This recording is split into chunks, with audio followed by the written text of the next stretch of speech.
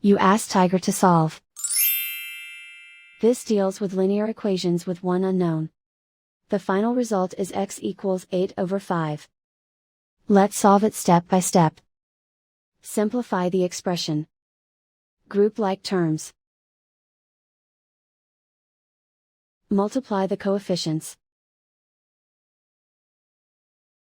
Expand the parentheses. Multiply the coefficients. Simplify the arithmetic. Combine like terms. Group all constants on the right side of the equation. Add 24 to both sides. Simplify the arithmetic.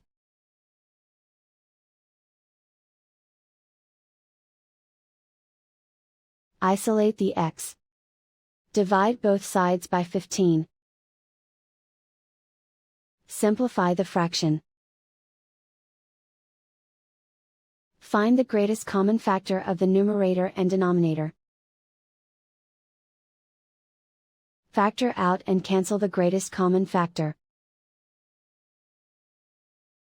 And so the final result is x equals 8/5.